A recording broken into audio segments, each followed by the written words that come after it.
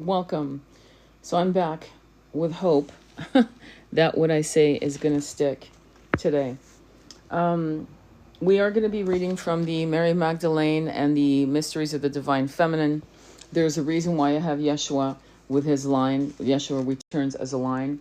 Because again, we have these fake Christians, these Christian Zionists, these monumental failures as Christians who are showing their evil. I'm sorry. And I said long ago that we were the fractals of Mary Magdalene and of Yeshua. So I'm going to give you the post that I saw on TikTok a few minutes ago. I'm almost at the mind of actually sharing with you who wrote it, but I'm not going to because, again, I'm against internet bullying. I think it's bullshit and it gets out of hand. That's the only reason. But let me go ahead and read to you what this person said that set me off once again. I think I need to take a break from social media because to see this many assholes who think they're good people is shocking. But let me read to you what this person said. Arguing with the atheist why the baby formula ladies experiment is not valid is like playing chess with a chicken. No matter how good I am playing chess, the chicken will just knock over the pieces and strut about like it is victorious. By the way, I will give you the name. The beginning of the name of this person who posted this, righteously so self-congratulatory, is called Shrimp. So that alone should tell you something. But as you know, I have spoken to you that the people who saw Yeshua lived in Tibet, went to India and so forth, and that his the recordings of his travels was verified. I'm going to give you something because I have how many people here saw his work, saw that Yeshua was in the temple of Himis, Himis. I'm going to break it down to you. Nicholas Notovich in 1987. Swami Abhinanda published a Bengali translation of the Himis manuscript in 1929. By the way, you can't find it, at least in eBay or anywhere else. You can't find even it in Bengali. Nicholas Roerich quoted the same verses in a 1929 travel diary of his Asian expedition. And in 1939, a beaming Lama at Himis presented a set of parchment to Elizabeth Kaspari with the words, "These books say your Jesus was here." And in 1951, this is the guy I didn't know existed, we find Supreme Court Justice William O. Douglas traveling to Himis, and he later wrote in his book, Beyond the High Himalayas. There are those who to this day believe that Jesus visited the place, that he came here when he was 14 and left when he was 28, heading west to be heard of no more. The legend fills in the details saying that Jesus traveled to Himis under the name of Isa. Okay, now let me tell you something that one of the commentaries on the baby formula lady, who said it's like playing with a chicken, okay? The comment I just made. One person said that Yeshua absolutely did not want to give bread and fish to those who followed him just to follow him to get food. And it was a Google away and a Mistral AI away. This is what I use, and I use ChatGPT, as you know by now, to verify where Jesus Christ, aka Yeshua, aka Isa, would have pushed people away from food for whatever reason. And it was a lie. I don't know what they're teaching Christian Americans. I'm not joking. I mean, I've done a whole live. I have a whole playlist on Mary Magdalene and Yeshua on my YouTube channel. I highly recommend you look at it and kind of probably look at the books I'm telling you to buy, including one of them called Jesus in Aramaic. Let's start with that. But I'm going to continue reading because we are called pagans. You know that, right?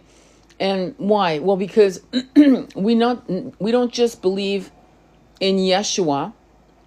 We believe, people like me believe in in other by the way, the Hindus knew this, and it's related in the Vedic scriptures, that there was a time which connects to the Anunnaki, where we had half gods. It's in the Greek mythologies, Hercules being a half god. There's other half gods, which I can't remember off the top of my head. But suffice it to say, in India, they were called Devi and Devas, masculine, feminine half gods. You could call them biracial today, by whatever you want to call it. But they were half Anunnaki and half humanoid, which evolved into what we are today. And so, to me, to be a pagan, in my view, of course, there's multiple ways to see it, but I don't see it as something that goes down through the halls of witchery, witchcraft, wizardry, and the witch burnings and the witch trials. I go beyond that. I go where we saw, which the Irish understand, we saw, which the Native Americans understand, we saw energies from trees, from rivers, from lakes, from the sky, from the rain, from the wind, from the rock. Everything felt as if it was speaking to us and guiding us. Pachamama having its own soul. And the more and more we see, I just found out that the Council of Nicaea was not the only council that was rewriting the Bible. The Bible, as we look at it, has been written again and again and again and again. And may I remind you that the language that Yeshua spoke was Aramaic. Okay?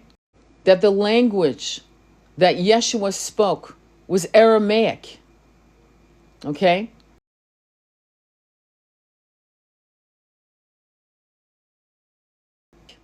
And Hebrew, from Hebrew and Aramaic to Greek, from Greek to Latin, from Latin to the common language. And the battles of translating the Bible into the common language had people being burned alive and put on the rack. Because Latin, you had to be highly educated to learn and to understand Latin. So it precluded the common man and woman from connecting to the words of Yeshua, and they could be manipulated, whatever the priest, preacher, bishop, cardinal, whatever these motherfuckers were doing, they could twist it. But let me say something that's common sense and should be. When you translate something into 5 filters of languages, you lose its meaning. That's why, honestly, we should demand theological professors and linguists to take the New Testament and translate it directly from Aramaic to the common language of French, Italian, English, Spanish, whatever. But from that to that, not through fucking filters and filters, not to mention how many times the book has been beaten up again and again and again, King James being the most vile, in my opinion. So I'm going to continue reading from, again, Mary Magdalene in the Mysteries of Divine Feminine, Elizabeth Clare Prophet, author of The Last Years of Jesus. I would highly recommend you buy that book as well. It's extraordinary. It has maps, colorful pictures. It goes into, it actually literally has published Nicholas Roerich in 1887, the original man who first went to Tibet, broke his leg, I believe, if I remember. I read this to you guys out loud once before, and had to convalesce in this monastery, and came across this information. Do you understand? And my God, was he fucking treated like absolute garbage. As a matter of fact, I read this to you, where men, Catholics, bishops, were coming to him in England and saying, please don't publish this. Nothing will come of it. And I've discussed this here and there. I'm not a biblical scholar, but then again, the guy, I'm trying to remember his name, who found Troy, was not a professional archaeologist. What he had was money. He was a millionaire. And he's the reason why we know Troy actually existed. They carbon dated it later on. He in the 1880s found Troy and found these gold masks and these various potteries and things that was carbon dated and confirmed later on, like probably 70, 80 years or 100 years after he died, that sure enough, this was Troy. He didn't fuck up, but he had no education, no formal education, not at all. And this idea of formal education for demanding things that just make sense. Imagine me saying a sentence in English, and then a friend saying it in Arabic, and then a friend saying it in Hebrew, and then a friend saying it the same way in their own words in French, and then it being rerouted back to Chinese. What the fuck's going to come out of that one sentence I said? It's going to be polluted. It's going to be completely change the meaning. And that should be common sense. This is why when people translate books, they translate books typically from the original language it was written. And this is why also we have various versions of translations of, say poetry, just poetry alone. You'll have people saying, well, I prefer this translation over that translation. Well, no shit. Because sometimes words in a language cannot be translated. It's metaphoric. And so a word is substituted for another that is where the translator feels like, well, it's closer to that meaning. It's metaphorically closer. It might not be the exact word. It's not the exact translation, but it's going to capture the essence of what this original line is saying. Do you get this is the problem. And this is a problem in poetry. So can you imagine in what they call Holy Scriptures, what's going to happen when it goes through 5 filters of languages?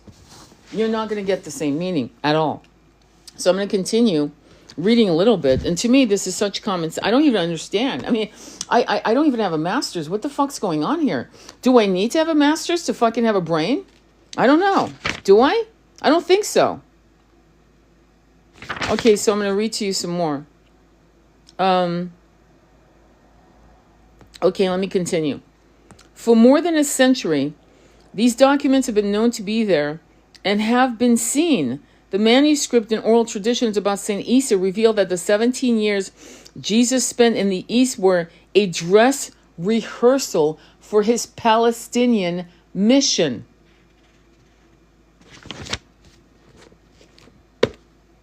Now, in 1959 was the revolution. Well, it's not a revolution, excuse me. It was, it was a takeover. The Chinese took over Tibet.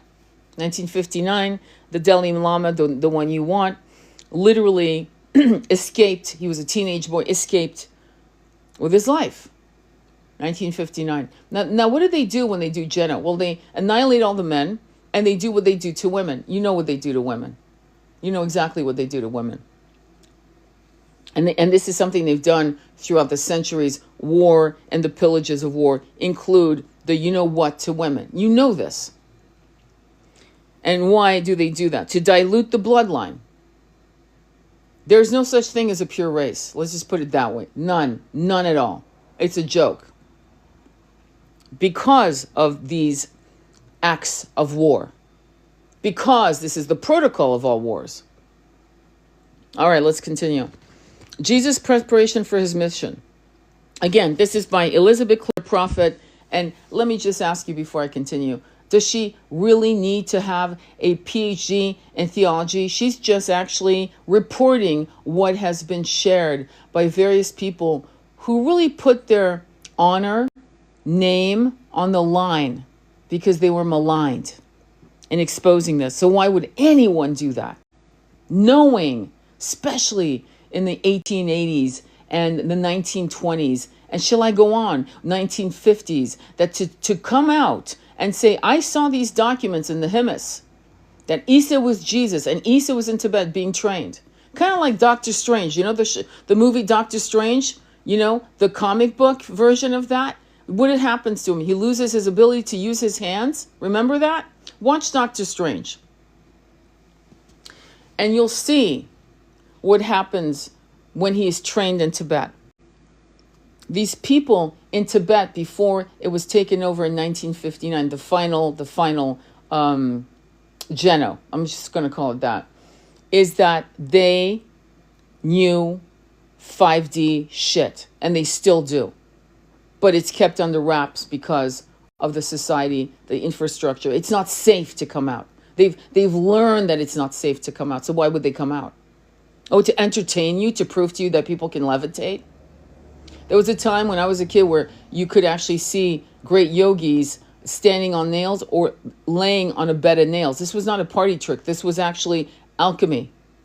Now, you don't hear about it at all. I don't know about you. Maybe you've never heard about it. Maybe you're the generation that never heard of it. I grew up hearing about it all the time. Everything's under wraps because it is not safe. And if you know anything about CERN and you know anything about HARP, then you know what I'm talking about. It's not conspiracy theories, my friend. I'm so sick of that term. Like, oh my God, you're conspiracy theories. No, I have a fucking brain and I actually use it as often as I can. What a prerogative. So I'm going to continue. So Jesus' preparation for his mission. According to Notovich, translation of the Buddhist text, Jesus left home with the goal of perfecting himself in the divine word and of studying the laws of the great Buddhas. Oh my God, what a shock. Oh, Buddha was alive 650 years before Yeshua was ever born. What a shock that he would hear about this. What a shock that Mary Magdalene and Mother Mary were actually temples, temple priestesses of Isis. What a shock, what a shock. They were not rabbinic. He was not a rabbi. He was a magician. He was a shaman. He was an avatar. And so, of course, he would reject those dusty, old ideas of worshiping Moloch. And if you know anything about Moloch, you know what Moloch wants. What does Moloch want? He wants sacrifice. And who is Moloch? Well, there are theories that it's connected to the poisonous branch of the Anunnakis. It's like putting shit together, my friend. It's like looking and going, wait, is this a lie? Did Zachariah Stitchin lie? Did he lie? And then you read that, no, in the 1850s, they knew about these particular writings, ancient scrolls, tablets, whatever you want to call them, that spoke about how our galaxy was created. I read that. I read the whole entire chapter, which is under, I forgot. It's one of my playlists of Ascension, because the more you know, the less you know, but the more you know, the more you can unsee what you see. You become, like me, urgent and fucking fed up with stupid assholes calling themselves Christians. I'm like, fuck off. Sorry. I'm just done. I'm so done with bullshit. I can't. I just can't. Let me continue. Sorry. So he goes. He wants to perfect himself in the divine word and studying of the laws of the great Buddhas. By the way, you don't have to believe in Yeshua. You don't have to. If you were raised under this toxic template of what you were sold on what Yeshua was, okay, I could see why you would say this woman's crazy, Tony's crazy. Why what kind of spiritual is she? I'll tell you what it is. I want to turn over the fucking merchants' tables and say, your days here are done. That's my way of saying to the 1%, come up with something else, because we now know the truth. And the truth, everything you wrote, everything you put and binded and gold-leafed and called it the Bible, the holy book, was basically a bastardized, watered-down version of the truth. Think of this. He had the goal of perfecting himself in the Word. It is a liberating statement. It tells us that Jesus walked a path of discipleship under the great lights of the East, Lord Maitreya, Gautama, Buddha, and Sanat Kumara, who is known as the Buddha Tipankara. Jesus is a role model, the Jesus of the New Age movement. The Jesus who is universal avatar of all ages is far grander, far more profound than the Jesus of Orthodox Christianity.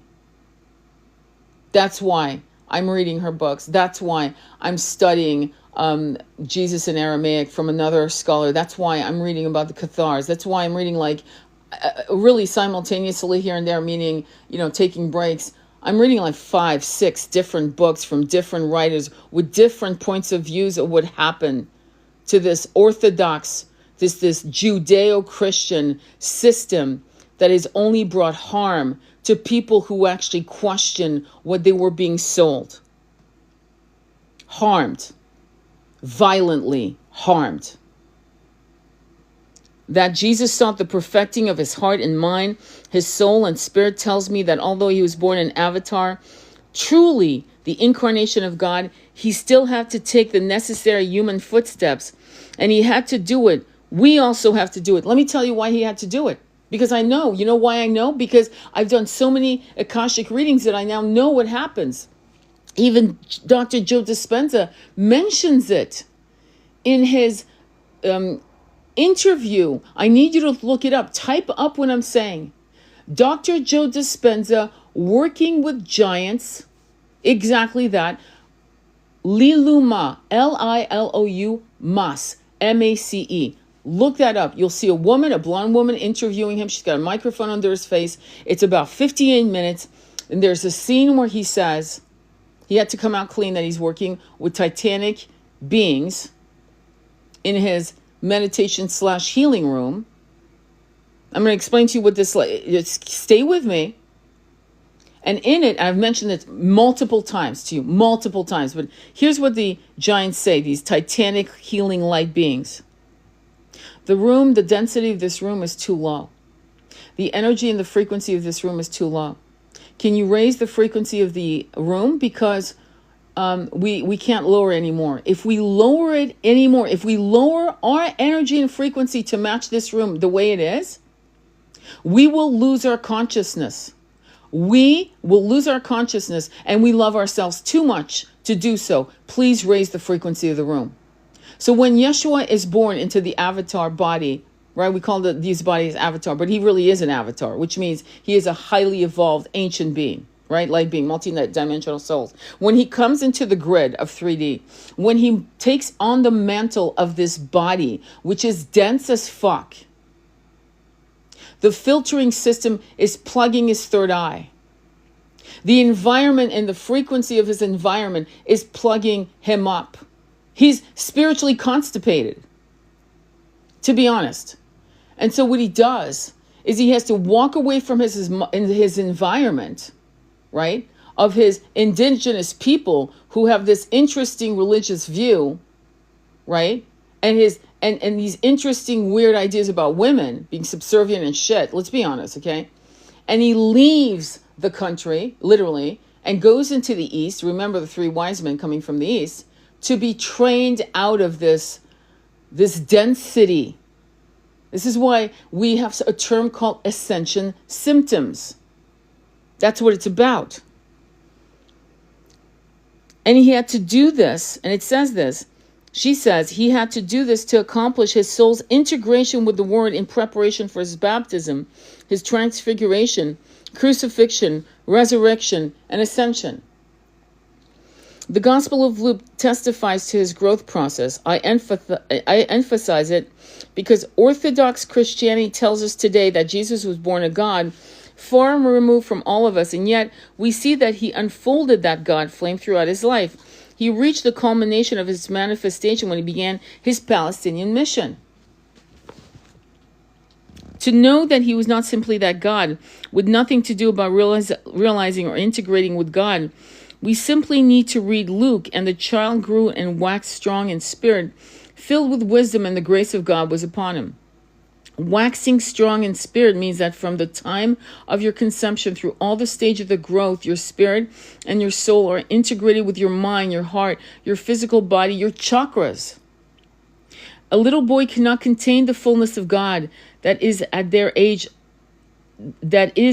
at age 33.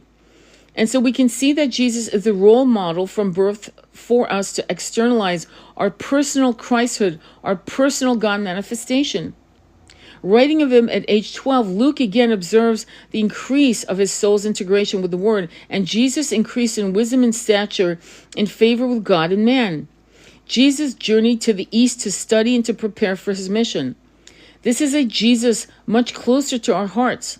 We understand how arduous the journey, how difficult the soul testing, that he had to face the forces of hell and of darkness as well as the greatest light and keep his balance between both. If he could do it, we can do it also. Because he said, he that believeth in me, the works that I shall do, shall he also, and he greater works than these shall be, because I go unto my Father. But he said, you can outdo me. I'm just going to put in English. You can outdo me. That's what he's talking about. You can outdo me. And so when people say Jesus is coming back, and then we had the rapture and everyone was freaking out September 23rd and 24th. I'll never forget it. Freaking the fuck out, selling their cars, their homes, throwing money away, getting ready. It's a cult. Do you see that? It's a sick cult. And it was propagated through the Schofield Bible. Look up Cecil Schofield. Look him up. Even the Christians say he was a drunk. He abandoned his wife and child. He was the worst of men. Okay? And that has been a pollution in our society, in our Protestant-based society in this country.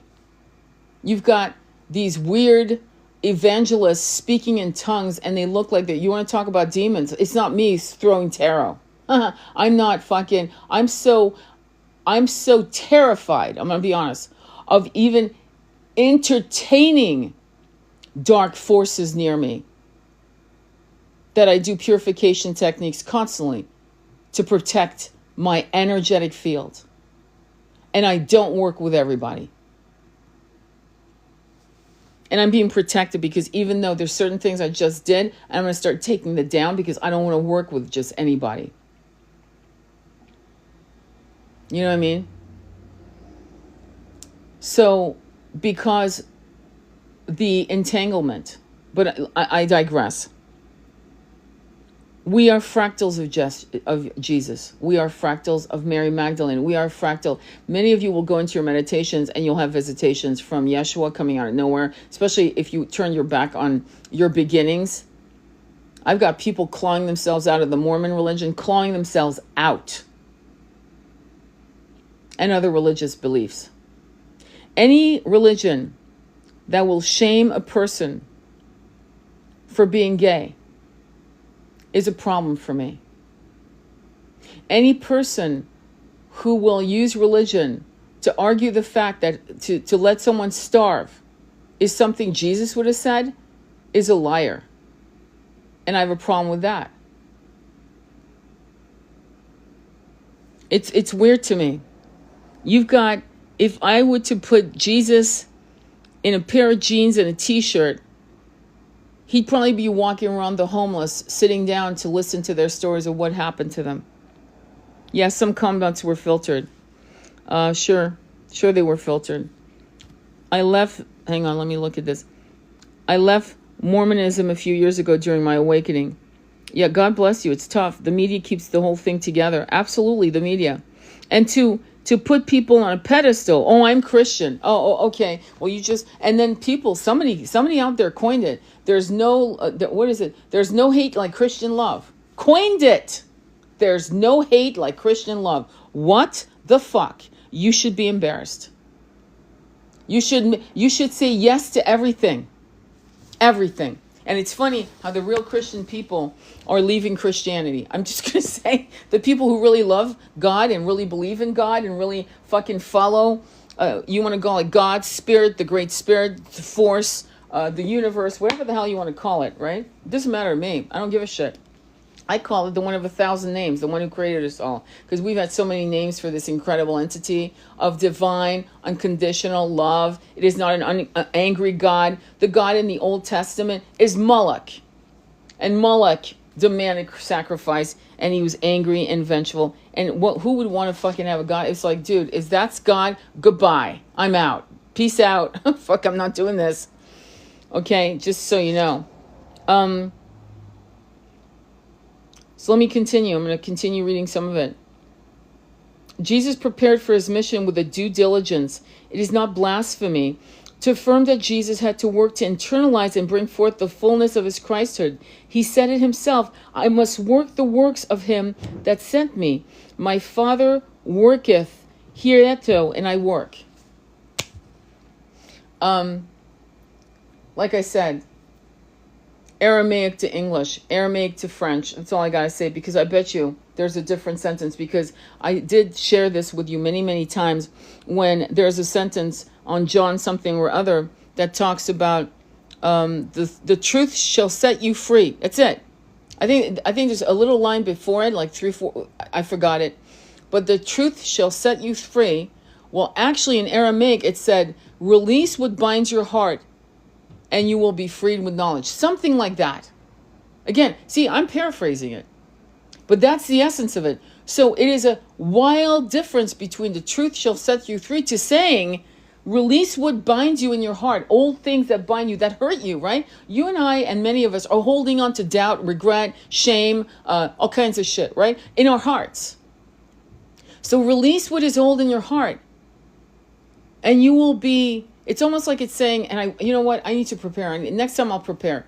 But, or when I upload this on YouTube, I'll actually have the line in the caption. Exactly. Verbatim. But essentially it's saying, release what's in your heart that holds you back. And you will find the truth and you will be free. That is not the same. That is not the same at all. The meanings are so different. And you know what I'm saying, right? So, what Jesus learned in the East, he has brought back today. I've published his teaching in the lost teachings of Jesus. You can learn how to do the things Jesus did, and that is the reason for being. That's why you came into embodiment and the conclusion of the 20th century, because God needs you to manifest your own Christ perfection. Bingo. We are the fractals of Jesus. We are the fractals of Mary Magdalene. They're not coming to save us. The cavalry is us. We're the cavalry. And that's important to understand. It gives you free will. The Son of God, the Christ incarnate, knew all these things, the things that he went to the East to perfect. But Jesus, the evolving Son of Man, must learn through the mastery of the lower bodies. What does he mean by lower body? This body is low. It's a dense frequency, which is not, there's nothing wrong with this body, by the way. We just need to work our chakras so that we're not buried alive by the density of 3D. That's basically the essence of it. So use sunlight. The sun is a healing energy. Isn't that funny how they make us, oh my God, you're going to have sunburn. No, use the sun in the early mornings. There is a documentary that is woohoo in a way, but not really, called Eating the Sun. And there were great masters in India that did not eat at all, ever. Some of you will call them breatharians, but they use oxygen and the sun as their only nutrition. And it's not woohoo, it's documented. So the God presence is you, in you. The Christ light is the flame in your heart. Your soul has existed for eons, but when you come into a new body, you must integrate with the physical body and brain and mind. You must integrate with the desires that bring you back with your karma. You must bring down from your higher self momentums of the past, of mastery, of creativity, and all of this you put together. It's called self-realization. It's called remembering all parts of you so that you no longer are controlled by your body. So do you understand this is why we have an explosion of addictions? Because most ancient starseeds feel like fish out of water. They're gasping for oxygen. None of this makes sense. The question I get a lot, what's the point? Tell me why I'm here. What is the point of this? I feel out of my body. So we have to go to school and study and learn all over again what is in the memory banks of our being. That's why you meditate, to tap into the Akashic records for your own digital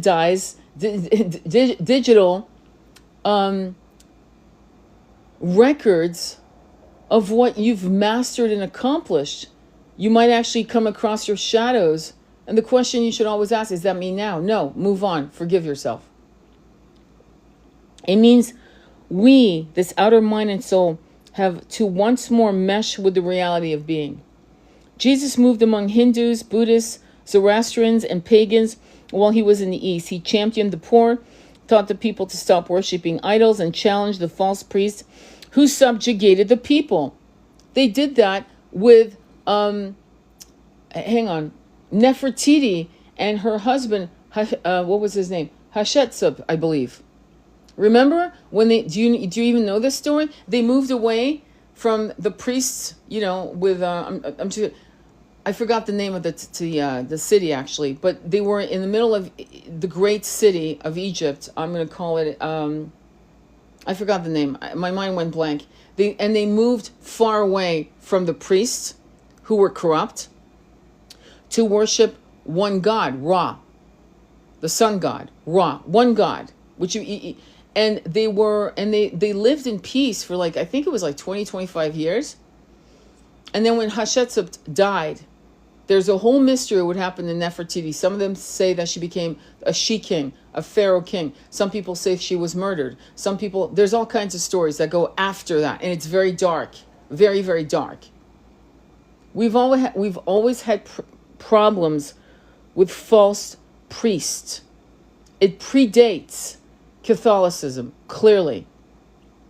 But we've always had sentient beings who used religion to subjugate, to coerce, to manipulate, to harm free souls. Always.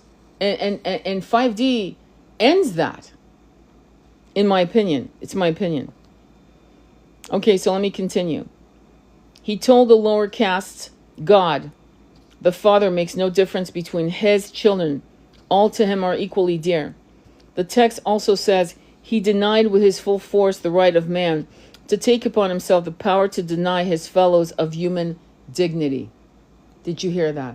And by the way, that's translated through 5 filters of language.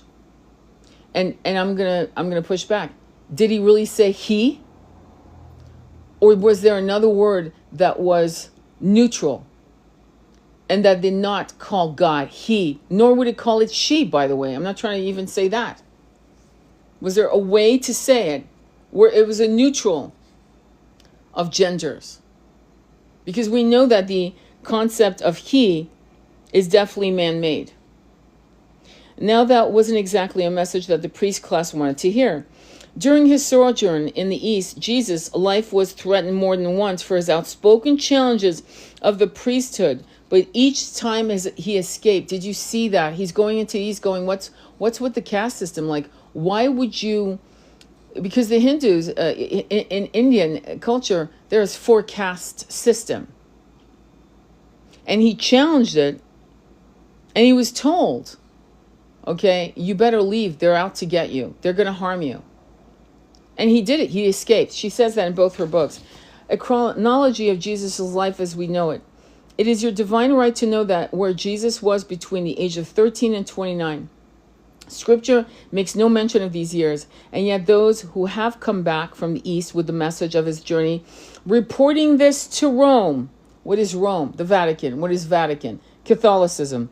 We're told a century ago that there are at least 63 documents in the Vatican brought back by various travelers speaking of Jesus' journey. We have a right to know why Rome did not impart this information to us, and to think for a moment why the most powerful church in the world would not want its members to know that Jesus did during his lost years. And she's correct. What the fuck are you people doing? 63 documents. By the way, 63, ironically, is 9. God's perfect master number. Ironic, isn't it? Before we continue with Jesus' pilgrim in the East, let us review his early years and the chronology of his life as we know it. He was born sometimes between 8 and 4 BC. He spent his life early in Palestine. He may have moved to Memphis, Egypt, and shortly after his birth and lived there until the death of Herod. You remember it is written, out of Egypt I have called my son. So the scripture was fulfilled. He was called out of Egypt upon the death of Herod. Legends from the British Isles say that his great-uncle Joseph of Arimathea, who took care of him after the death of his father Joseph, was a tin merchant who, with a fleet of ships, regularly sailed to the Isles. It is said that he took Jesus to Glastonbury as a youth to be educated before. I mean, guys, pull out a fucking map. Pull out a fucking map.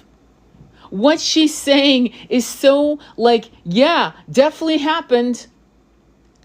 Because if you look at the map and the ocean separating the Middle East and the Mediterranean Sea and Europe, right?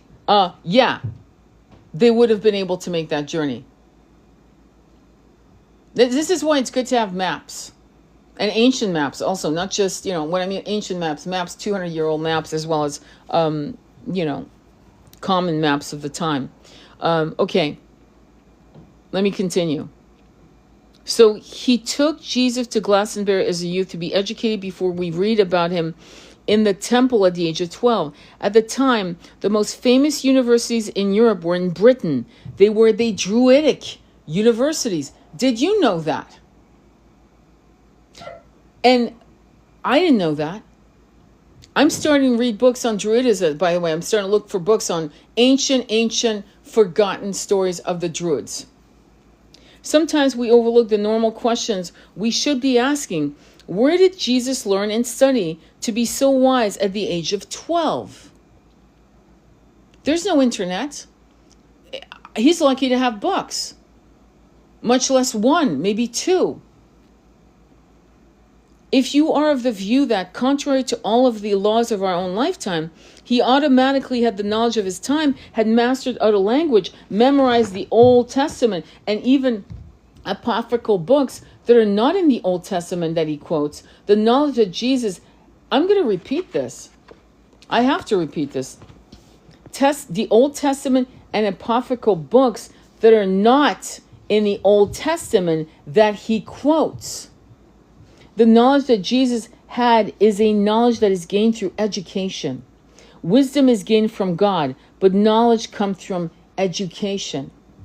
I believe that Jesus had a very rich childhood, was watched over carefully by his mother, by his father, Joseph, and then by his great uncle, Joseph of Arimathea, and that he was fully prepared with all of the knowledge that our teenagers must wait till they are 18 to receive, and much, much more by the time he was age 12. We look then elsewhere for proof, for some clue to the mystery of our Lord's doings, and we find our answers in the ancient Buddhist manuscript that say that Jesus spent his lost years in the East. Why is that so hard to talk about?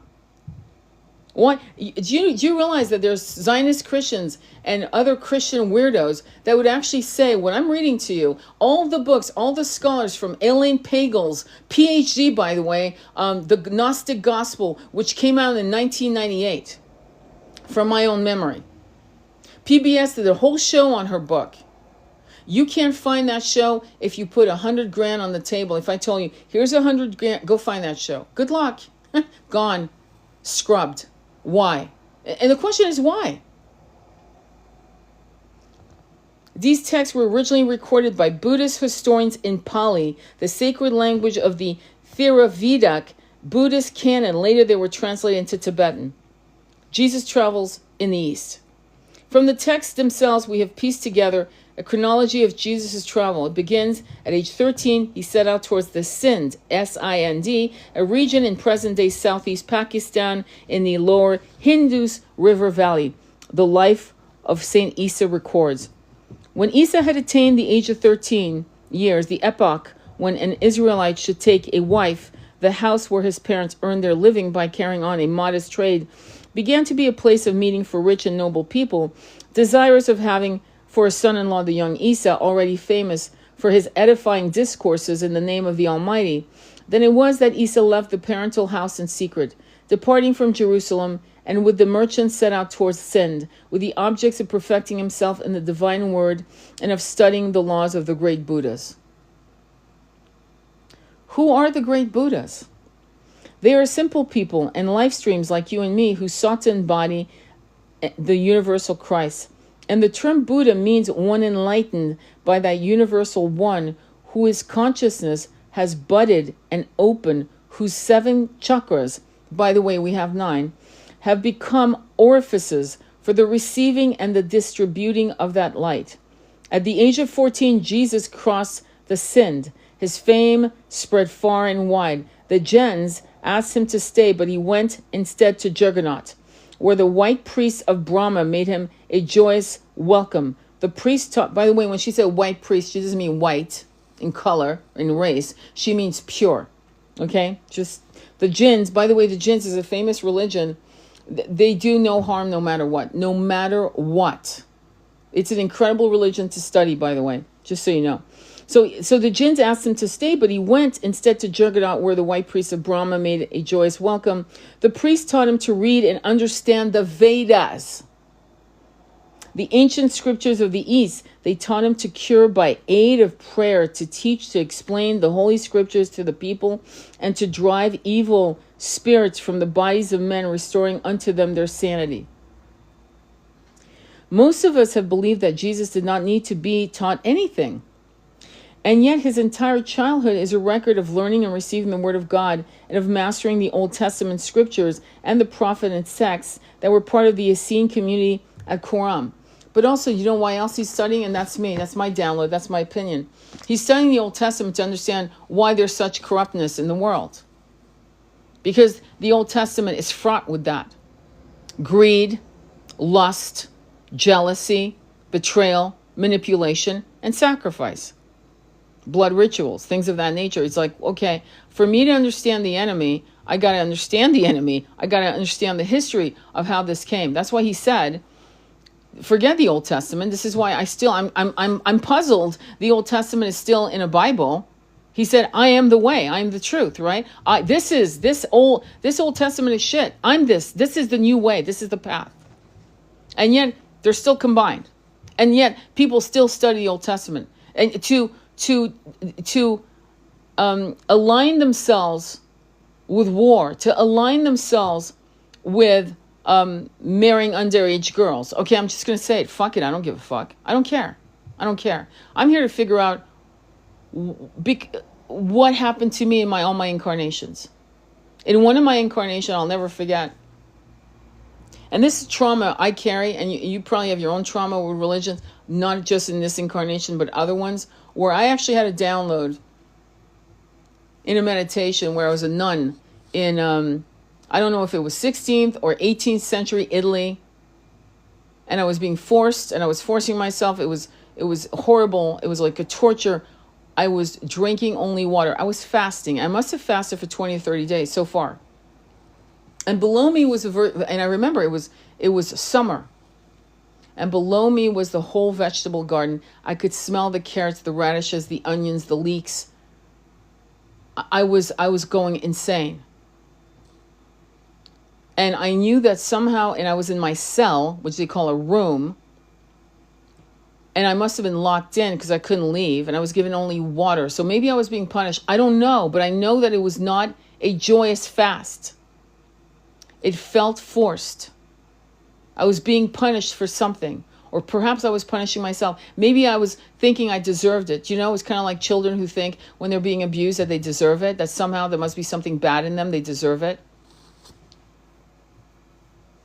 That's why I want to study this shit, because in one life, this fucking religion that was bastardized harmed me. And that's just a small harm. Forget all the times where I was burnt, put on the rack, shit like that. I remember shit you wouldn't believe. I'm giving you a benign story. And my comment to you is that whatever religion you've stepped away from, that isn't the fucking first time you had to walk away or you were harmed by something. By something that shamed you to the very marrow of you. And that's what I'm about here. That's what I'm reading. I want to know the truth, don't you? Don't you want to know the truth, no matter if it hurts or whatever? Don't you want to know who was this incredible human being? And he was an incredible human being. Like I am a Yeshua devotee, but not the way they sold it to me for hundreds of years. Not that way. No, not that. That's been a lie. Let me continue. Jesus was familiar with all the background and history of his people. Somehow we are led to believe in a magical Jesus, someone entirely different from the laws of life on earth. What Jesus did and what he said between these ages, these lost years, is priceless, essential, and fundamental to our own evolution and our own psychological development. We do not understand our psychology if we assess it only as ourselves being human, subject only to the conditions of this life. Remember what I said about, I'm sorry about all the noise. You remember what I said about souls? There are souls right now, and you don't know it because that's not, maybe many of you don't walk this path, to be honest. But there are souls right now that will never incarnate on this planet as long as it's in 3D. Never, because they know the amnesia that happens. It's a complete spiritual lobotomy of who you were. And psychics in the Bible, because, it's been written again and again and again, there are two branches of psychic powers. One is evil, and it is, I'll say it, and one is of light. Okay? Just like we have two forms of corrupt, of approaches. There are multiple corrupt approaches to God. And these forms will use war as, I fight for God. I have been anointed to God to do this. Well, that's a corrupt thing because the God of unconditional divine love would never want us to go at each other. But you see, we have free will. This was a gift given to us. And many of us have never used it appropriately. Never, never, ever. And when souls incarnate into this body, I've done too many Akashic records not to see something, and hypnosis, where people have gone back to their beginnings, some as far back as remembering how they were made as a soul, I kid you not, and how they came into further densities, including this one, and how they forgot who the fuck they were for thousands of years, thousands. And there are souls right now who will never incarnate here because they know. They're like, did I not just tell you the Dr. Joe Dispenza story of the light beings going, if we lower ourselves anymore, we will lose our consciousness? Did I not say that? And we love ourselves too much to do this? So for a great being, right, like Jesus, to come in, to remember himself, he had to go to other people to remember. Do you understand this is what we're doing with each other? Like us elders are helping starseeds who are young, who are losing their minds, going, what the fuck is going on here? Who are unfortunately being corrupted by addictions, both legal and illegal. We elders are here to remind them of who they are.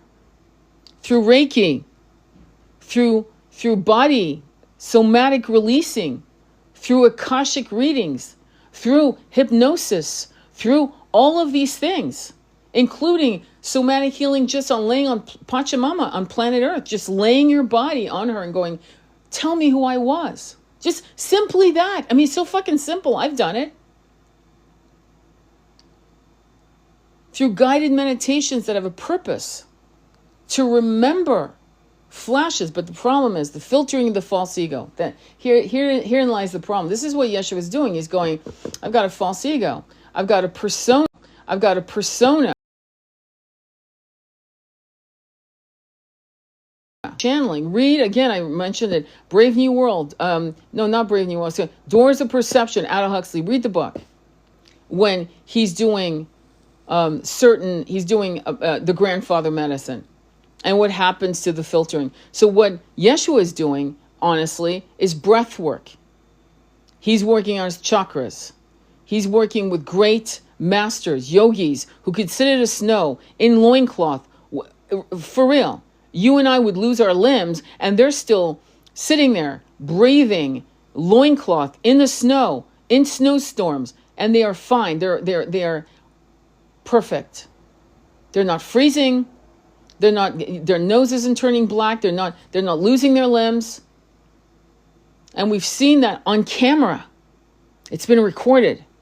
And yet still people don't understand that this is incredible. And this is what Yeshua learned, how to overcome the filtering system of his monkey mind and also the limitations of his body, to overcome it completely. And so he had to go to elders, to teachers. That's why the three wise men came. You could say it's a nice little Christmas story. I'll say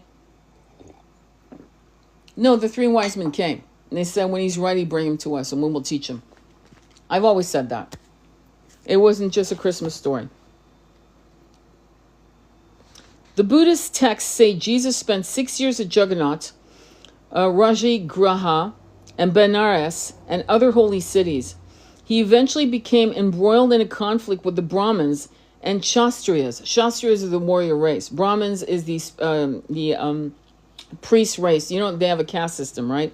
So usually the top two are Brahmins and Kshatriyas, the priestly and warrior castes, for teaching the holy scriptures to the lower castes. Did you hear that? So he's done this before. His enemies plotted to kill him. He left Jagannath by night and went to the foothills of the Himalayas in southern Nepal, the birthplace of Gautama. 500 years before, Gautama Buddha had achieved enlightenment, had internalized the word. Does that detract from the Son of God? No, it enhances the Son of God, because it tells us that what man has done, man can do. In other words, we are the fractals. You know, I'm so sick of it. Oh, God's, you know, he's coming, he's coming. Meanwhile, Project Bluebeam, I'll throw that in for the hell of it. Project Bluebeam. That's all I'll say. But what does that mean? It means you are your own savior, and you are connected. You will probably have visions of the Buddha. I've yet to have a vision of Buddha, but I'm going to say to you, I've had vision of Yeshua and Mary Magdalene together and apart.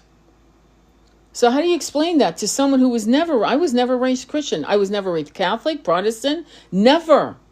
This was not a thing in our household. We didn't have crosses hanging in our fucking ceilings. We didn't have crucifixes. I was never raised like that. So I don't have that as a even foundational template. So why, right? So it's past life stuff, right? And also I'm surrounded by cathedrals and things of that nature, to be honest.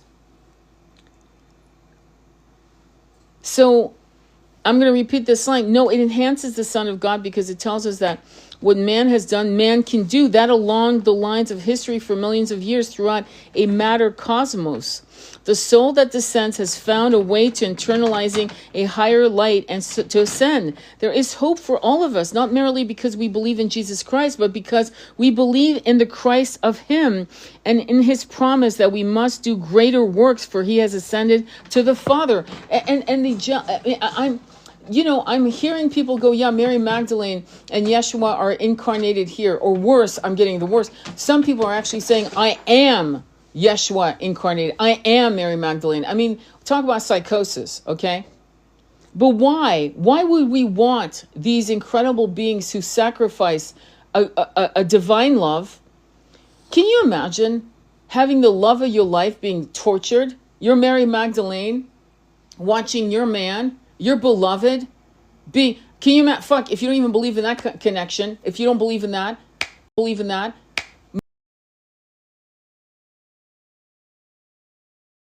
incredible man he is, knowing that you are the womb that brought this incredibly perfect human being on this planet, and you're watching him being tortured. If you have to remind yourself of what that looks like, watch The Passion of Christ. Good luck in not averting your gaze. Okay? To know this was done.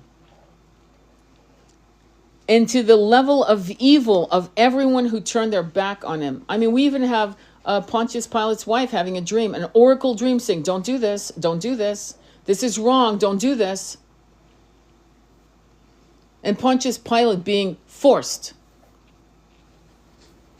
Guantanamo, let me continue, because honestly, we are here. We are fractals. We are here to continue the work. We are here to bring as many people to their own light. Do you know one of the things that the Catholic Church did not want, because that is the very foundation of all Christianity. Let's never forget that, okay? Let's not go into little fractured pieces of, well, I'm Baptist and I'm Mormon and I'm that. No, Catholicism was the very foundation of this teaching.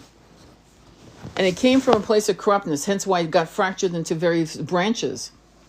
And frankly, fruits from the poison tree is fruits from the poison tree. That's all I'll say on that one. Not fruits from knowledge. So we're here to awaken and be responsible for our own enlightenment. We are responsible. We are responsible to get the books, to sit at the feet of people who know the shit back and forward, who have no ego, who are not trying to manipulate you into any situation, because guess what? Their soul is more important than them making money off you. They don't want a dime from you. They don't want to have private jets and cars and servants and devotees. They want you to be free, because the more people are free, the more likely they'll come back when the planet's in 5D, consciousness, Christ consciousness, whatever you want to call it, Buddha consciousness, whatever you want to call it. I don't give a shit. But certainly where war is not acceptable. So let me continue. So yeah, let me repeat. And his promise that we must do greater works, greater than him. For he has ascended to the Father. Why would we want him to come back? That's ultimately my point. Why would we want him to come back? Oh, we need him. He's going to save us. No, save yourself. You boob. Save yourself. Gautama had lived and preached a way of peace, an eightfold path. Eightfold. Look it up. Eightfold path. He had the same desiring that Jesus did. He saw human suffering. He wanted to find its cause and its cure. He said that the cause of human suffering is wrong desires, inordinate desires. Don't we all suffer when we can't have our own desires fulfilled until we recognize that that is not possible in life? We begin to sublimate desires and to have wisdom and maturity in determining goals that we can make happen. Now, let me explain something to you. When God, the energy of God, the Great Spirit, created us, it came from loving desires, right desires, not lustful, not controlling, not subjugating, not to create slaves.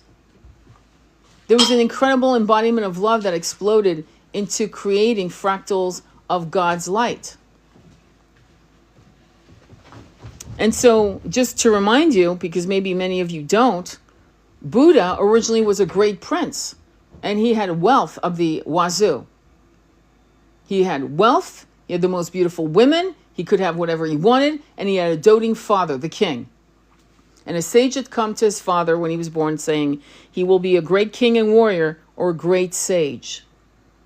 And his father wanted to control his life. He wanted his son, right, to be a great king, not a great sage. He never wanted his son to be. So he protected him from all kinds of stuff. There's a whole story. You should actually look it up. I'm not going to continue. Watch the movie, the documentary, Buddha, which was narrated by Richard Gere. The Buddha, it's called. It's on, I believe it's on Amazon. Buy the DVD if you can. Watch the story. It's extraordinary. He walked away from billions of dollars. To put it in today's terms, billions of dollars to live in a loincloth, okay, and a begging bowl to find self-realization. Do you understand what that self-realization? And he had teachers. Teachers point the way with their opinions, their downloads, but you have to self-realize what is true for you and what is not true for you. You are responsible. The Catholic Church never wanted you to be responsible. Ever. It wanted you to just listen to whatever they said. It wanted you to follow their way or the highway. And it worked. It worked very well. Right? Very, very well. Let's continue. Let me continue. Gautama defended his right to be doing what he was doing, and he ascended that golden crystal coil of light. He went into samadhi, aka heaven. He brought back the understanding of the cause of suffering and his eightfold path, which is a path of exercises for the balancing of the 7 chakras and the 8 chakras, the 8 petals chakra, the secret chamber of the heart. What did Jesus do next? He spent 6 years in Nepal. He mastered the Pali language and became a perfect expositor of the sacred writing of Buddhism. According to tradition, Sometime during his sojourn in the east, Jesus also traveled to Lhasa, Rajpunata, and Ladakh. Between the ages of 27 and 29, he left the Himalayas and journeyed west, preaching along the way. He passed through Kabul in Afghanistan and through Persia, where he rebuked the false priesthoods of Zoroastrianism. Even also, he had rebuked the false priesthood of Hinduism. They cast him out of their town, leaving him prey to the wild beasts. Was Jesus' revolution for women founded in the concept he learned in the East? Let's continue. Again, this is from the book Mary Magdalene and the Mysteries of the Divine Feminine by Elizabeth Clare Prophet. Okay, let me continue.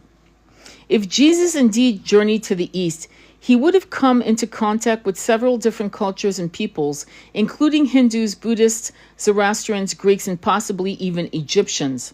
These cultures had a radically different view of women and of God. One that honored the feminine. Was the revolution for women that Jesus began in Palestine founded on these concepts? At some time during his journey, Jesus may have traveled through Alexandria, a Greek city in Egypt. Alexandria was a main port of travel to and from the east. It was a meeting place not only of travelers and traders from east and west, but of their philosophical ideas as well. God as mother, Isis, the universal mother. One idea that was prominent in Alexandria and in the East was the concept that God had a feminine side, a stark contrast to the Jewish depiction of an exclusively patriarchal God.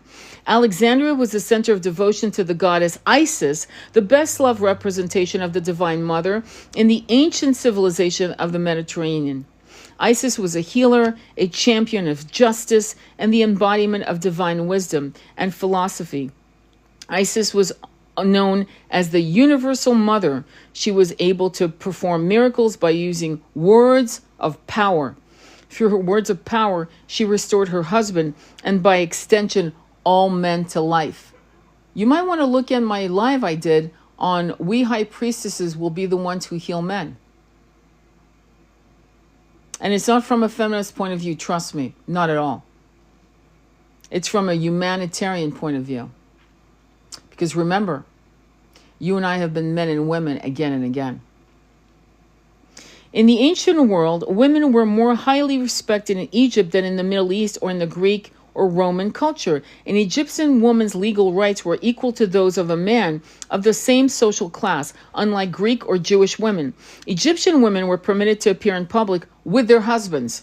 Women in Rome also had greater freedom than in Greece or Israel. John Temple Bristow, author of What Paul Really Said About Women, writes, Paul, a woman living in Rome often accompanied her husband on outings and to social affairs. Roman women of the upper class were allowed to organize meetings and pursue academic studies. I know this is off topic, but on topic. Watch the show Rome, episode season 1 and 2, based on it was based on, well, you'll love it because it's based on Caesar and Cleopatra's Shakespeare and Antony and Cleopatra. It's based on that, but it's through the eyes of 2 Roman soldiers. And see how women are treated on the daily. They are equal. They have autonomy. They are not subjugated. They're not veiled and shuttered away in closets. They're not. The spread of the Isis cult from Egypt affirmed these freedoms for women as they gathered together without men and learned to offer thanks to this goddess who, they were taught to say, gave us to women the same power as men. Jesus returns to Palestine. As we pick up with his life story, as we find him being baptized by John in Jordan, the Holy Spirit descends upon him and the approbation given, "This is my beloved Son in whom I am well pleased." When he arrived in Palestine at the age of 29, Jesus found the people of his native land, in despair. Why would he find his people in despair? He adjured them not to give up their faith in God, not to resort to debauchery or the worship of idols, but he imbued with hope and with patience. Now, Pilate didn't like Jesus any better than the priests of India did. The Buddhist historians who chronicled all of this recorded that Pilate, ruler of Jerusalem, gave orders to lay hands upon the preacher Isa and to deliver him to the judges without, however, arousing the displeasure of the people. In short, Jesus ruffled the feathers of both church and state. But Isa taught, do you not see that the rich and the powerful ones are sowing the spirit of revolt against the eternal consciousness of heaven? Who does that sound like? Sounds like us today, doesn't it? Let me repeat it. I'm going to say it very slowly, and I want you to digest what I just said. Do you not see that the rich and the powerful ones are sowing the spirit of revolt against the eternal consciousness of heaven? The infrastructure we live in is so fraught with duties, right? Bills, wash and repeat, 30-day cycles, bills, SNAP being cut, Medicare being cut. These things are precluding people from going within because they don't feel safe. The outside world does not feel safe. How the hell are they going to fucking spend time studying, reading, meditating, praying, chanting? How to become self-realized? How is that going to happen? So for 2,000 years, but let me continue what he says. Lo, I tried to revive the law of Moses in the hearts of the people. And I say that you do not understand their true meaning because they do not teach revenge but forgiveness. But the meaning of these laws is distorted. That's why it's good to probably read these words from Aramaic to English, don't you think? Because I bet you even that's distorted. But let's continue. But the ruler, waxing wroth, sent to Isa his disguised servants that they should watch his actions and report to him about his words to the people. So they're sending spies to set him up. Thou just man, said the disguised servants of the ruler of Jerusalem, approaching Isa, teach us, should we fulfill the will of Caesar or await the approaching deliverance? But Isa, recognizing, well, of course he recognizes this motherfucker as a fucking fool because he's psychic at this point. Oh my God, he's psychic. Yeah, he immediately knows from the sound of the voice, the tone, the frequency, the body language, that this is not some poor guy. He's a spy. It's how to read people from a mile away. That's why they don't want you to learn, in religions, they don't want you to learn psychic powers. If we taught kids psychic powers, they would never, ever, ever be in danger of corrupt bullshit like this. And a lot of our starseed kids that are coming through, they can read a person. They don't know why they can't trust that person. They just know that person's corrupt. And what are we doing with these kids? We're giving them pharma. So they can, shut up, Billy, and sit in his class. Shut up. Sit down. Can you imagine? Did you hear what I just said? That's what's happening. That's why this is how you read. You want to read the Bible? Fucking read from people who actually went in and put their fucking entire life on the line, on the chopping block. And what did these priests and preachers to say? Don't listen to psychics. There are psychics I wouldn't listen to either. They're full of shit. They're out to fucking steal your money. I know it. But psychics like me, psychics like him, he's a psychic. Let me repeat it. Thou just man, said the disguised servant of the ruler of Jerusalem, approaching him, Isa, teach us, should we fulfill the will of Caesar or wait the approaching deliverance? But Isa, recognizing this disguised servant, said, I have not said unto you that you would be delivered from Caesar. Right? He's careful because his life is on the line and he knows it. But I said that the soul, did you hear that? But I said that the soul, which was immersed in sin, would be delivered from sin. I never said Caesar. I never said Caesar. At this time, an old woman approached the crowd, but it was pushed back by one of the disguised ones. Complete disrespect. First of all, an old woman. She's an elder.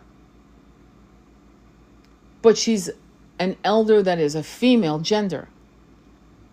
Reverence women, Mother of the universe. The text that follows is the most important document in existence that establishes Jesus' revolutions and reverence for women. Then Isa said, reverence woman, Mother of the universe. In her lies the truth of creation. She is the foundation of all that is good and beautiful. She is the source of life and death. Upon her lies the life of man, because she is the succor of his labors. She gives birth to you in travail. She watches over your growth until her very death. You bring anguish to her. Bless her, honor her. She is your only friend and substance upon earth. Reverence her, defend her, love your wives, and honor them, because tomorrow they shall be mothers, and latter the mother of the human race. Their love ennobles man, soothes the embittered heart, and tames the beast. Wife and mother, invaluable treasures. They are the adornment of the universe. From them issues all which people the universe. Hello. Wow. I did a whole live on twisting men into monks, celibate monks, and how to see a woman. There was a post a long time ago of a man who had never seen a woman. I went, how in the fuck did he never see a woman? He was birthed by a mother, you fucking boob. But the man had been born from a mother and put on a rock island in Greece somewhere where he never saw a woman. And you know what I heard the comments of men say? Oh, good, I wish I had that life. Are you stupid, dude? That's why you're lonely and you're pathetic. Now, are all mothers on that level of light? No, because Hillary Clinton is a good example of how not all mothers are created alike. I mean, let's be honest. But his mother was. Mother Mary was a pure high priestess. As light divides itself from darkness, so does womankind possess the gift to divide in men good intent from the thought of evil. Your noblest thoughts shall belong to women. Gather from them thy moral strength, which you must possess to sustain your near ones. Do not humiliate her, for therein you will be humiliated yourself, and through this shall you lose the feelings of love, without which naught exists upon earth. Bring reverence to thy wife, and she shall defend you, and all which you will do to mother, to wife, to widow, or to another woman in sorrow, that shall you also do to the spirit. Did you hear that? How the fuck did we get here? I'm asking questions for myself and all my friends. How in the fuck did we get here? This is actually written, and men who are Christian, a lot of Christian men, like what are you reading, guys? I'm just asking, what in the fuck are you reading? That was Jesus Christ. That is his liberating revolution. That flame he ignited has never truly gone out except through ignorant pronouncement of ignorant men, she writes. I want to remind you that those statements were not made by Gloria Steinem or Betty Friedan. They were made by Jesus Christ for you and for me. Bingo. How dare these fucking corrupt men who have forced men to be celibate, so that when celibate men, after 10 or 20 years of being celibate, look upon a girl, a woman, they start hating the gender of female, because it froths them up into a tsunami of lustful desires. I sound like a nut, I know, but think about it. I mean, this is why the root chakra and tantric sex and tantric lovemaking is so important to the full balance of us in these human temporary fucking garments. And when you force people to be celibate, I'm sorry, it becomes deviant. Okay, I'm not going to say it any nicer. It corrupts. Why do you think we have pedos? Why do we have the e-files? What do you think this is from? And then it becomes normalized. What happens is it started probably thousands of years ago, but then it becomes normalized. Oh, well, what was the little girl that's given in the Old Testament? She's like 3 years old, but when 3-year-olds in those days, they were like 9-year-olds. She's still 9. You can't sell it to me, dude. Oh, so 3-year-olds in the ancient world were like 9-year-olds. Well, she's still 9. Oh, let's add 12. Okay, she's still 12. She's still 12. Does that make sense? Like, I'm so fucking done with the bullshit. You want to be really... So when I tell men, use Yeshua as your template to become a good man, that's who I'm talking about. I'm certainly not talking about that shit they're selling and peddling in these evangelistic churches where they're bragging and boasting about how they have a mansion that they paid cash for. while their sheep, their devotee, their cult system applauds and laughs. Oh my God, you bought a mansion with cash. Oh my God, that's so exciting. And you have 2 planes, not 1, 2. Jesus was lucky to have a pair of sandals. How's that for an idea? Lucky to have 1 pair of sandals. Okay? Maybe he made a chair so the cobbler could make him a pair of sandals. He said, I will make you a chair if you make me a sandal. I will give you a healing rite, a healing mantra. You don't think he spoke Sanskrit? What did I just say? He went to the East. He spoke Sanskrit. The Vedas is in Sanskrit. It's in Sanskrit. So he knew Sanskrit, and he knew the powers of mantra. Mantra in Sanskrit, not English. God bless Louise Hay with all is right in my world. It's great. Don't get me wrong. She was the queen of self-help. Don't get me wrong. But let's graduate, okay? You just learned your ABCs. Now let's fucking go big. Go big or go home. And Sanskrit is the power place. Okay, that's where power lies. In that ancient, we don't know why it fucking works, okay? But chanting in Sanskrit fucking works. And I'm not even close to being. Do you know why? Because I'm in the cycle like you, in the 1% cycle, where I'm the 99% wash and repeat cycles. But if I could take like a year, I'd fucking master my... And that's what he did. He chose poverty over... He chose, let's be honest, living hand to mouth. I know of a young man right now who's 32, in Italy right now, living hand to mouth to figure his shit out. Hand to mouth. Walking through Italy with a backpack and in a duffel bag, whatever the fuck he's, and with a roll-up bed blanket, whatever the fuck he's doing, and figuring his shit out. 32, by the way, very interesting, powerful age, and making money however he can, making money for the day, making money for the week, whatever. I admire those young people. They're not lazy. They just won't fucking be part of the machine anymore, and they're trying to figure out. I don't know. And the ones going after the money are going for them, many of them, for the freedom. They don't want the Rolls Royce. They don't want the private plane. They just leave me the fuck alone. I just want to read books, meditate, visit some awesome people, awesome, brilliant, spiritual people. I want to get some healing done, somatic healing, spiritual healing, energetic healing.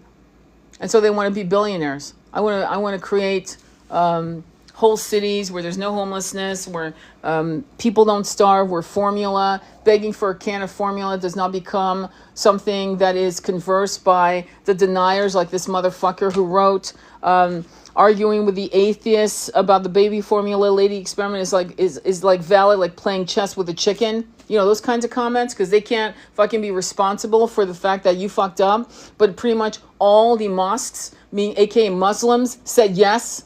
Immediately, yes. And they love Isa and they love Mother Mary. And there's another religion that doesn't. And we know which one that is. Let's not be stupid. Okay? It is very important that we fucking learn the truth. Now, everything she wrote, again, in the book, she has, let me just tell you, okay, I'm going to tell you, I feel like crying right now because I'm so fucking sick of the bullshit, you have no idea. And I think now you're hearing my righteous anger. Tony sounds angry. No, you're hearing righteous anger and you're hearing me just losing it in terms of I'm sick of the lies. I'm sick of it.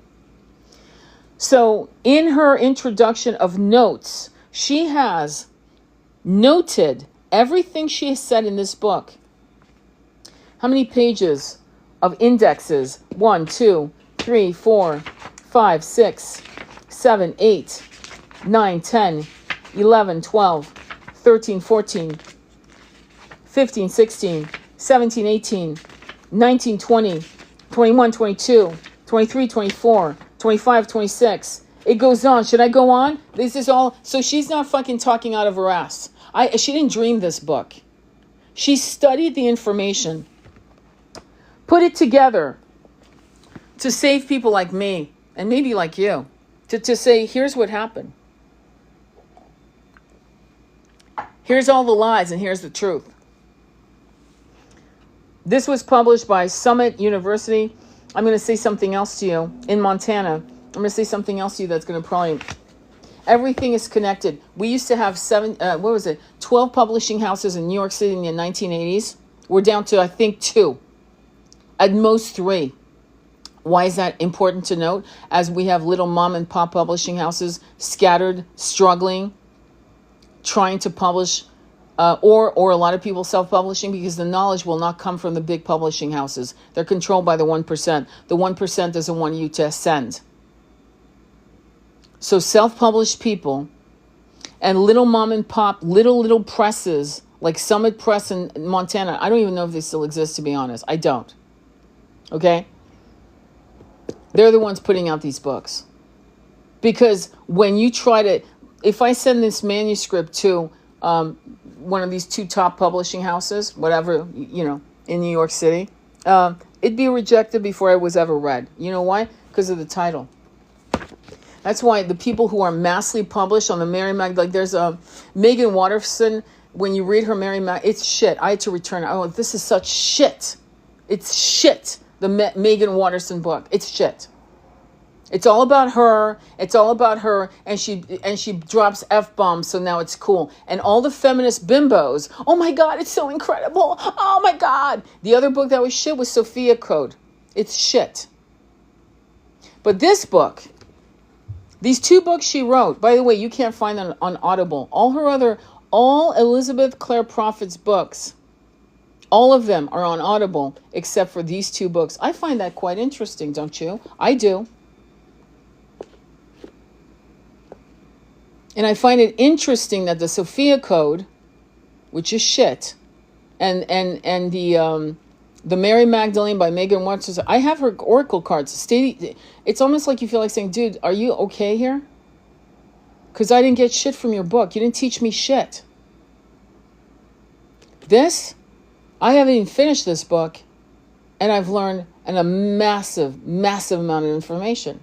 And I can actually go in the back, in the index, right? And I can actually start picking off and finding the books on eBay to see, can I find this book? Because a lot of these books are old, and I'm not going to find them anymore. By the way, the Dialogue of the Savior, Elaine Pagel, did I not mention her? I've been studying her since 1998. The Gnostic Gospel, vintage book, the book, New York, it was published by Vintage Books, 1979, page 22. The Dialogue of the Savior. Most of these books were written in 1970, 1988, 1982. Yeah, this is when you still could buy books and from various scholars, different philosophies, different, swear to God. But now, the books that are coming out, in my opinion, okay, you can correct me if I'm wrong, but when I was a kid, I had access to all kinds of shit that I'm realizing, oh my God, I was lucky. Because now we're getting these pseudo-bimbo scholars because they look good on camera and they know how to talk, and it's just about selling books. It's not about selling knowledge. Do you understand what I'm saying? There's a difference between knowledge and selling shit in a beautiful... But it's almost like the MTV generation. I don't know if you know what I'm talking about. But it's almost like MTV voiceover bullshit because you look good. So they would sign people just for their looks, not for the quality of their voice, because they figure they could always work out the voice with engineering. And what they were looking for is good-looking people to sell records. You know what I'm saying? To sell because they were doing videos. So in a way, I'm thinking that's what happened to books. Because some scholars are introverts. Do you see what I'm saying? They're not sexy. They're not... Some of them write beautifully, but they suck at public speaking. They really actually do. Not all of them, but many of them. And what's interesting about what we've been being taught in the spiritual community, and it's not wrong, don't get me wrong, we need this. Like the Eckhart Tolles, the Deepak Chopras, the Wayne Dwyer talked about how to overcome and manifest yourself, right? But we also, in my opinion, this is my humble opinion. It's not so humbly sounding, but it is humbly offered. is I feel as if we have been fractured for 2,000 years. At the very minimum, 1,500 years on this Judeo-Christian principle. And for most of these incarnations, when we were impacted by this religion, this particular, philosophy of you were born in sin. You see, just that alone, a brand new, can you imagine? When was the last time you held a baby in your arms? Smell the baby's beautiful, pure scent. That baby was born in sin? Had nothing to do with being a bastard. Born in sin. And that this would perpetuate itself for hundreds of years. Born in sin. See, that's a problem to me. Because what it does is it is a code. You know how you put a code in a computer? And some codes have viruses? It was a virus implanted into our, they're saying cortex, into our soul's memory as a samskara, aka impression, for hundreds and hundreds and hundreds of years. There are religions that go back to the Vedas that talk about how when you're incarnated as a woman, it's because you fucked up as a man. You get what I'm saying? And by the way, though they might not have said it, that is implied in most of these religions. And that is problematic. Because what did Yeshua say? Honor your mother. Honor your wife, for she will be a mother. Honor her. And when you honor her, paraphrasing, you honor yourself. And if you dishonor her, you dishonor yourself. What's happening right now? We've got Bonnie Blue. For every Bonnie Blue, there are 2,000 men sitting on a staircase waiting for 43 seconds. I mean, I'm simplifying it, but I'm not wrong. It's filmed. And that's a problem. And so when you have good men that are trying to work their way out of this bullshit, they are hated by women who no longer trust men and bullied, and they're also bullied by men. They're bullied by both men and women who are toxic, unbeknownst to them. That's why we as elders have to hold sacred space and be the realm of reason and the realm of protection until these young men and women can find their footing, just like Yeshua did. He traveled to the east to understand, and as he traveled, he saw corruption. He learned great wisdoms, but he also thought that the caste system was corrupt, and he almost lost his life calling them out on it. So he was a rebellious soul, wasn't he? He was rebellious. He was a fierce protector of justice, human rights, and equality. And so when you have these evangelists, this Sunday you will have evangelists. Today, this Sunday coming, asking for money, putting down other people who question everything, calling people like me, oh, you're a terror reader. Oh, you're a devil. You're a devil. You're not supposed to read tarot. That's devil's work. Dude, I'm not harming anyone. You are. You are. With your fucking lies and your fucking deposits from weird bank accounts into your little bank account. So you can actually say what they want you to say on Sunday and literally control your mob, your cult mob of blind zombies. That's what's happening. That's not Christ-like, is it? And it's certainly not what Yeshua would have taught.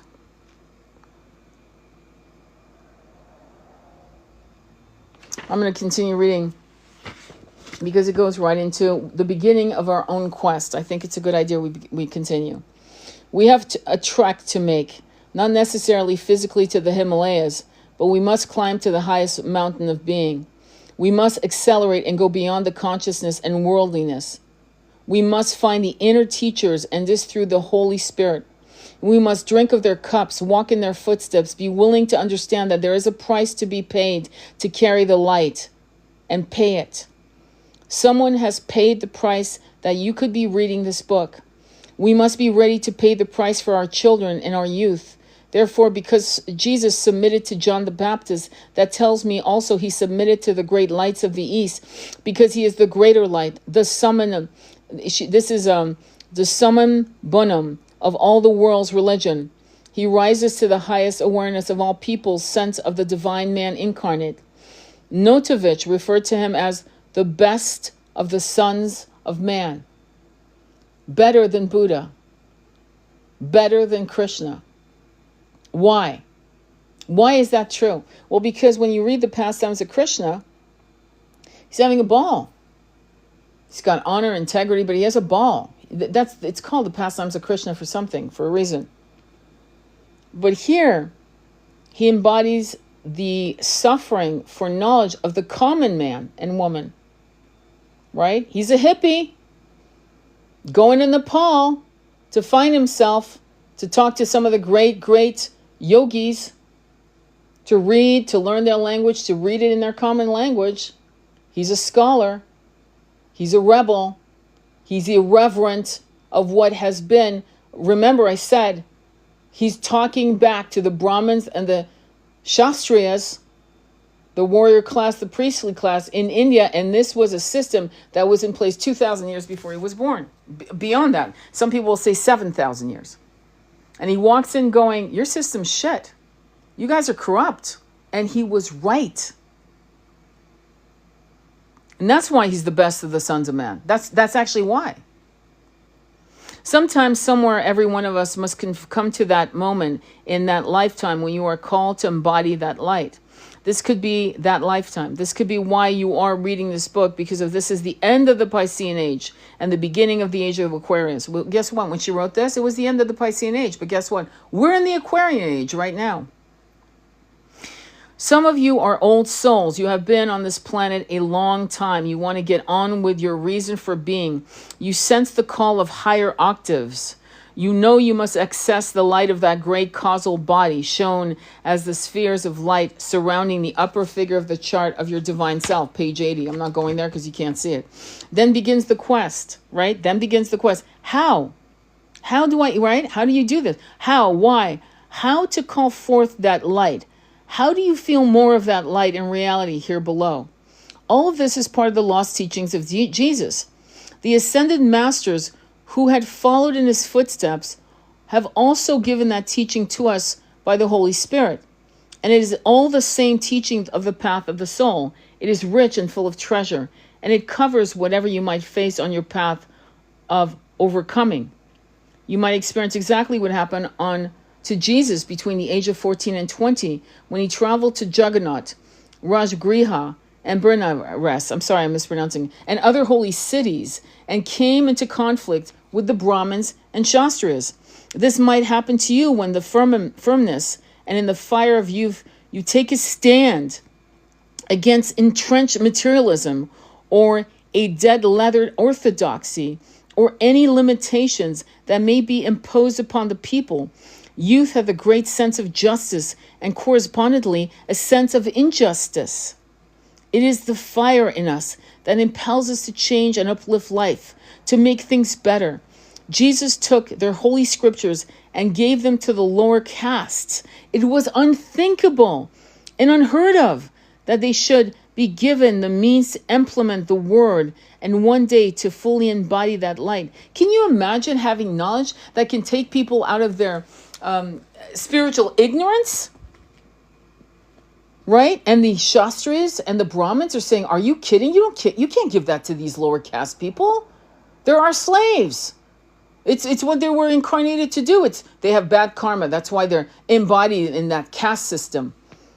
And Yeshua said, well, how the fuck can they come out of the karmic loop of bullshit unless they know how to get the fuck out of it? But that's the 1%. And it goes back to the ancient Vedic system. Wash and repeat. New names, new faces. Wash and repeat. The priest said They are not worthy. Therefore, his enemies plotted to kill him. He was warned by the people and escaped by night. The encounter with darkness or evil that denies the light within us all is something that we all come to when we are the servants of truth, when we know the truth and have that truth and see it.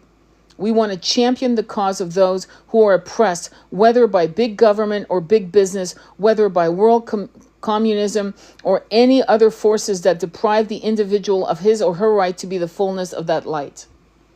This is a part of the experience of overcoming as you move through the institution of higher learning and the professions and see the limitations imposed in every field. If you don't think a certain way and write a thesis a certain way, you're not accepted in that field or institution. Do you understand? PhDs. You don't get a PhD unless you are part of the machine. And that's the truth. Okay? You have to fucking bend the knee to their system, whether it's in Egyptology, anthropology, medical systems, all of it. You will not you're not going to pass. In fact, I remember sitting in university, colleges and university, I had to walk out of a certain class. I went, I can't fucking do this. Like, no fucking way can I. I can't. I'm not going to learn. I don't want to be with this. No, bullshit. One of the classes was rhetoric. It's a nice way of saying how to lie really well. I just was like, what are we doing here? Rhetoric. For what? You want to teach me how to lie? We've actually decided that this is a good idea. And stat class, that can be manipulated. As you all know, it can be manipulated. There's an old saying, there's lies, absolute lies, and then there's statistics. That's one of the old lines I remember hearing. So listen to what she says about that. You're not accepted in the field of, or institution. When you see the limitation of science, you have a new idea. You may be outside of its community. There's a fire that burns in us, and we say we must take our stand for truth, because somehow we know that truth translates as the person of Christ, and that the person of Christ emerging in every single man, woman, and child upon earth will be crushed, will be denied, will be set aside if we don't say, here I stand, and I will stand for this light, so help me God. And by that individual stand, the world moves up in the spiral. Wow. She wrote that. We need to know that all revolutionaries of the Spirit who have ever gone before us have come to that crossroad, whether to go the way of mediocrity, to not make waves, to just do everything the way everyone else is doing it, and has ever done it, or say, there is a better way, and I will fight for the right of people to know that better way. That's what the life of Jesus is telling us. That is what we have to know. We have to know how he dealt with all these specific situations that we are facing.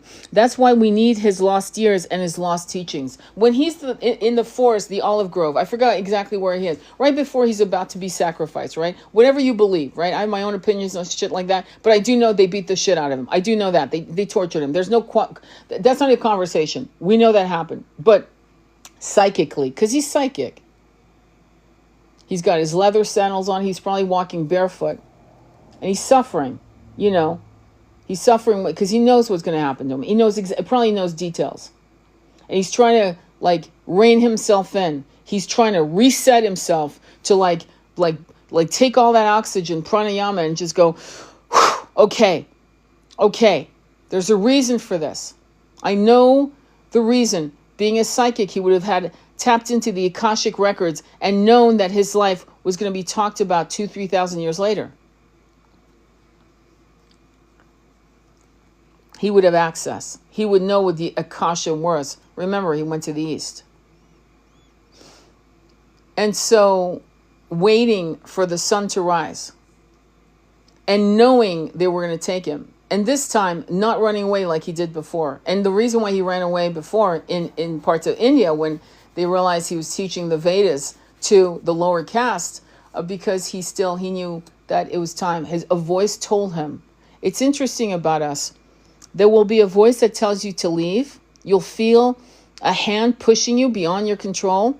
And sometimes there will be a voice and a hand that holds you down in the seat. You cannot move even if you, and you don't know why, but you're like, I'm not moving. Like I want to move. Like a part of me wants to go, but I can't move. I have to be here. I don't know why. If you've ever been here more than 40 years on this planet, you know exactly what I'm talking about. If you've never had that happen, you need to fucking meditate because you have absolutely no psychic, you have no clue. Because at some point this will happen to every human being on this planet. There will be a moment when you're pushed out and a moment where you're held in. So in that moment, he's held in, right? And he knows what's about to go down. That's what the life of Jesus is telling us. That's what we have to know. We have to know how he dealt with all these specific situations that we're facing. That's why we need his lost years and his lost teachings. Jesus, being the world teacher and the savior in Pisces, came to show the people the way of internalization of this light from their own scriptures. Jesus, achieving the highest manifestation and goal of all religions, our reunion with God, must speak to the people in their own language, in their own traditions, must live with them, love them, be trusted by them and trust them, heal them and give them the lost word. Awaken their memory to their origin in the heart of the great central sun and tell them all that he was, they too can become. And why was that suppressed? Because do you think Catholicism got all these gold we're talking about pure fucking gold. Do you think Catholicism would have gotten all the gold, all the trappings, all these weaved velvets and brocades with gold? Did you know in Morocco you could actually buy material that was weaved with silver and gold and it was weighed by the pound? I don't know if that's still done, but I actually have a tunic my mom has that was weaved in gold, weighed by the pound. I still have it. So do you think the Catholic Church would actually have all of these monies if they did not do dastardly things to the 99% and make them feel like they were the only way and their word was the law, God's law, and here, give me money. Oh, I know you can't afford it. I know your child is dying of a fever. I have no money to give you, but give me money. Give me your pig, the lamb, the cow. Give me, because I am the way to God. And it is God's law that your child should die of a fever. No, I won't give you herbs, and I will not let you talk to the local witch, aka healer, because that is blasphemous. Do you see the system here?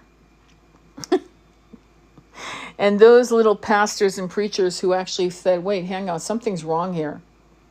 Their careers were destroyed. And then, of course, we have the fracture of the Huguenot religion, aka Protestant religion, which was a bloodbath. There are famous stories. There's a story from the Middle Ages where the river Seine ran red. In God's law. Oh, you're Huguenot? Oh, good. This is your last hour on the planet. Bye. So, there's a lot to learn. There's a lot to bring back. And you're not just reading it for this incarnation. This is a bomb upon you when you were a Protestant, when you were a pagan, when you were that beautiful high priestess healer who was burned at the stakes, who was put on the rack, who was drowned. And if you drowned, you were innocent. But if you did not drown, you were guilty. The level of bullshit. If you were too beautiful and the townspeople decided that you were a witch because all the men fantasized about you. You get what I'm coming from here? When you read the truth of Yeshua's lost years, you heal those broken, fractured confusions of why am I being hurt? Why am I being harmed? Why are they using scripture? What happened to Joan of Arc? I need to buy that book on the entire trial. I want to read what the fuck what was the British bishops, cardinals, whatever the fuck their titles were, what was their logic to harm her? and eventually burn her alive. What was the logic? I mean, I'd like to read what were they quoting, what scriptures. I think it's fascinating to see how corrupt people sit in their high horse of, I am God's chosen one. The whole chosen one shit that's going in the New Age movement. That's right now, I'm chosen to lead people. It's like talking about ass kissing. It's beyond belief. What even the New Age system is corrupted. And it's like putting poison in a well. You can't drink it. It's impalatable. You can't drink the water anymore. There's no truth in the water. It's poisoned. And so we have to individually and create communities where it's not a cult. It's sharing of knowledge, sharing of truth, and eradicating all these samskars, aka impressions that we've carried lifetime after lifetime for a massive, massive purge of self-forgiveness, because sadly enough, maybe you, me, were some of those bishops that harmed people who were really walking in the light. And we were really, really in our egos. We were so corrupted, by society's norm, that we actually judged people who should have never been harmed. So that's something else we need to forgive in ourselves. And so I almost feel like when we're reading this, our soul is saying, sighing. And we're doing it in 3D. It's one thing to do it in the other realms, but to do it in 3D, in spite of the density of this system, right? And still rising in our light through the levels of density, rock, boulders, steel doors, that I would say is filtered through the monkey brain. And still we're able to pierce light through that. Is incredible. I always say that to you. It is incredible what we're doing. It is never been recorded in human history.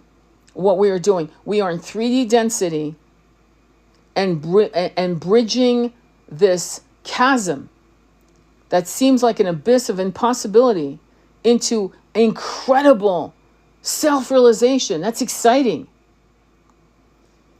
So again, her book is called Mary Magdalene and the Mysteries of the Divine Feminine by Elizabeth Clare Prophet. And I highly, again, maps. I want to buy fucking multiple copies to give away as gifts. The Lost Years of Jesus Christ by, again, Elizabeth Clare Prophet. Pictures, maps of where Yeshua walked. You know what? I need to find out if she's still alive. I don't know if she's still alive, but again, her index is impeccable pages, and probably 30 pages of indexes of books that you could buy to corroborate what you're learning. Okay? It's all here, basically. The fact that these Christian fractured religions refuse to look at this shit when there's fucking books talking about this, it shows you where they're at. They don't want to know the truth. The truth is, I thought the truth will set you free, my friends, in all of your Christian religions. I thought it would set you free, but clearly you don't want to know because there's fucking books everywhere. You still haven't been able to burn those books. These books are still here. And if I were you, I would go on Abbey Books, eBay, thrift books, fuck Amazon, obviously, and look for those books and buy them. If she's still alive, yes, try to buy it directly from the publishing house. Okay, so or support the publishing house. But if the publishing house is defunct, and then yeah, go on eBay and buy it pre-owned and this and that and the other. That's how I roll, by the way. Okay, that's because you want to support self-published people. You want to support small press. Like one of the presses that's still alive, God bless them, is Shambhala Press. They're still around, which is a shock. All right, my friends, I'm going to go. It's a beautiful day and I want to enjoy the sun.